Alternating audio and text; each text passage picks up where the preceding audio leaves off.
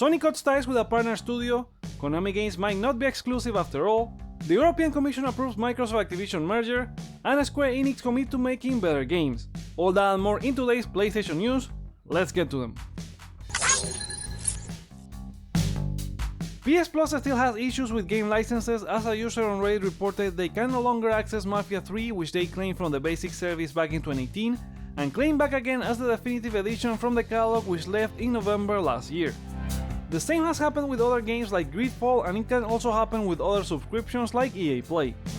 The issue is that if you have claimed a game from the Basic Plus in the past or now Essential, then claim the same game from Extra, Deluxe, Premium or EA Play, even if it's a collection or a bundle with both PS4 and PS5 versions, you are basically giving up the license that lets you keep the game while you are subbed and changing it for a license that applies while the game is in the catalog, and once they leave, you will lose access to the title.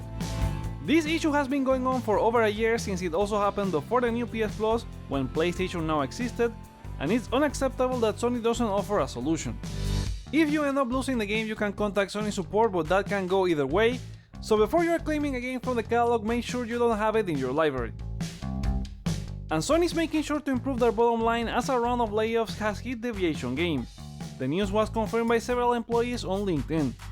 Deviation Games was formed by ex-Call of Duty developers and were not a Sony-owned studio, but they were supporting it as per a deal they announced in June 2021, where the studio would develop a new original IP, likely above the $50 million budget. Nothing was heard about them until September last year, when Chief Creative Officer Jason Blundell left the studio. Twitter user Timur apparently got confirmation from a Deviation employee that the game they were working on was indeed cancelled. This comes off the heels of Sony also announcing they were shutting down Pixel Opus, and rumors of another game cancellation from a partnership with Final Strike Games. Maybe Deviation had internal issues or Sony was not happy with the results, as it's one of the only studios they have not acquired after announcing a partnership with, unlike Haven and Firewalk, who are now on board. Wishing the best to everyone at the studio as they overcome this difficult situation. There's more on the rumored Konami PS5 exclusives set to be revealed at the PlayStation Showcase, including a Metal Gear Solid 3 remake and Castlevania. Windows Central's Jess Corden, who previously said he's heard about Konami working with Sony, expanded a bit more in the Xbox 2 podcast, saying that the next Metal Gear Solid may be multi-platform, and Sony's deal is either for marketing, time exclusivity or time DLC, so he was not 100% sure it was full exclusive. Castlevania is said to be a different and bigger story.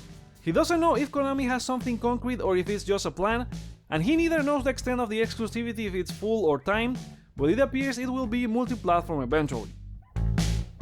Jess Corden also expanded on the rumored guest for the upcoming Mortal Kombat 1. Previous rumors indicated that Suicide Squad's Peacemaker and The Boys' Homelander could be among the guests for the game. Speaking in the Xbox 2 podcast, Corden said that Conan the Barbarian could also join the fighting game. With all the rumors and teasers going around, creator Ed Boon jokingly said they never confirmed their next game is Mortal Kombat, confirmed with a case, so he's just messing with us. We should learn more about the game in the rumored PlayStation Showcase that has a chance to be announced this week. And after rumblings last week, the European Commission announced its verdict to clear the Microsoft Activision merger today. According to them, Microsoft would have no incentive to refuse to distribute Activision games to Sony, which is the leading distributor of console games worldwide in the region, where there are 4 PlayStation consoles for every Microsoft console bought by gamers.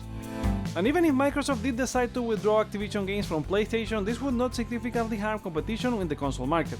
That is due to Call of Duty not being as popular in the economic European region compared to the rest of the world, and without that game, Sony could leverage its size, extensive game catalog, and market position to fend off any attempt to weaken its competitive position. The European Commission did find concerns in games distribution through cloud streaming services if Activision games were exclusive for Game Pass Ultimate, and the strength it would give Windows as an operating system in the PC space. However, the regulator accepted Microsoft's remedies of offering 10-year contracts to other streaming services, including a free license for consumers in Europe to stream games via any cloud service for current and future Activision Blizzard content, and a free license to cloud streaming providers. So now the picture for this deal has Europe alongside several countries in favor and the UK CMA and US FTC against. The UK CMA replied to this deal approval by its European counterpart, saying that the 3 regions agreed there are concerns in cloud gaming, and they thought that the market requires to continue as a free, competitive market to drive innovation and choice as it rapidly evolves.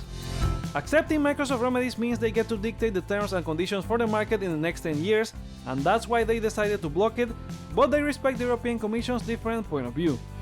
I think both regulators' decisions are very valid.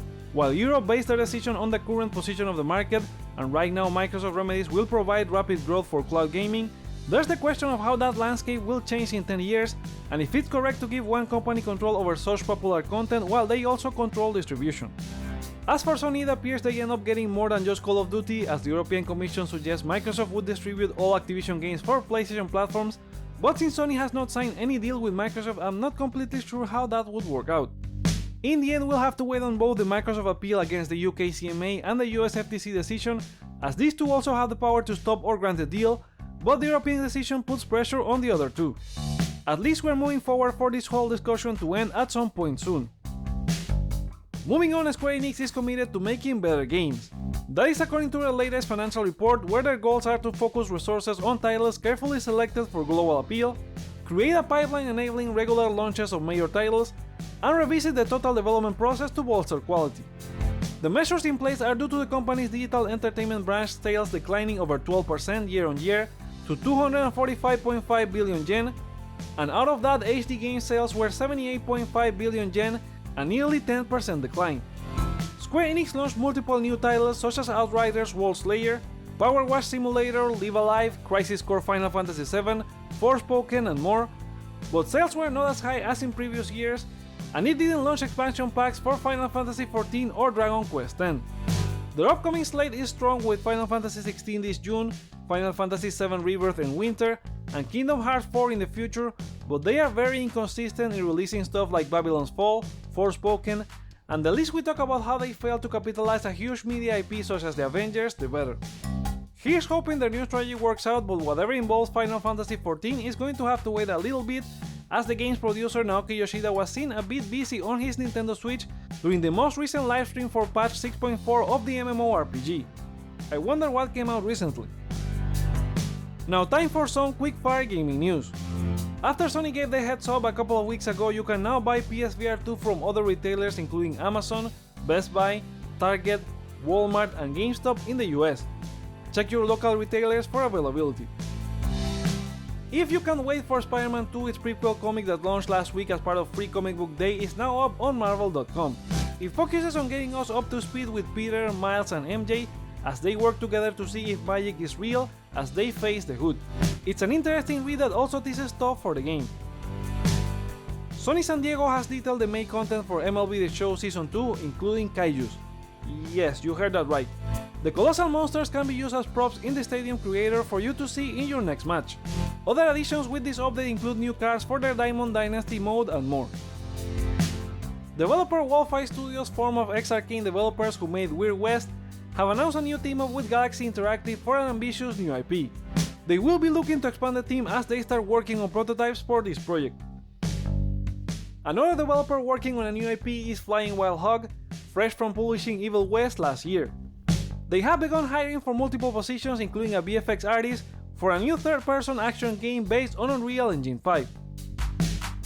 CD Projekt Red announced back in March they were re-evaluating their Witcher multiplayer game, and now developer Demolasses Flood, who was in charge of the project, has been hit with layoffs last week. It seems like it's a period of adjustment in the industry, hoping the best for those affected. Amazon is giving another try at a Lord of the Rings MMO. The game will be made by the same studio that worked on New World, in partnership with Embracer, who own the IP for games now. It will be based on The Hobbit and the book trilogy, releasing on consoles and PC. They didn't say PlayStation, but very likely. Amazon's previous attempt at an MMO on the IP was in 2019, which was cancelled shortly after. Now that we talk about cancelled games, Bloodhunt, the Battle Royale that adapts Vampire the Masquerade, is joining the Games as a Service graveyard, as developer Sharkmob announced they are stopping further development since the game has not managed to reach the critical mass needed to sustain it. They aim to keep the servers live for as long as possible while deploying a few last changes in the upcoming patch, including replacing currency purchases for an in-game token system. If you were looking forward to wrestling RPG game WrestleQuest, there's some bad news, as Megacat Studios published an update on the game saying they have a new partnership they are excited about, but it also brought certain issues outside of their control, for which they agreed with Skybound to delay the game from May 2023 to later this summer. Bloober Team has announced that the next entry in their horror franchise Layers of Fear will be released this June 15, 2023 for PS5, but it's skipping PS4 likely because it's using Unreal Engine 5. And those are the PlayStation stories for today. Come back on Wednesday for a new video, but remember to share your thoughts on any of this news in the comments below, like or dislike to let me know your feedback, check out other videos you may enjoy while you're here, and consider subscribing for more on PlayStation. Thank you so much for watching, my name is Joseph, this is Hype for Games, and let's get hype!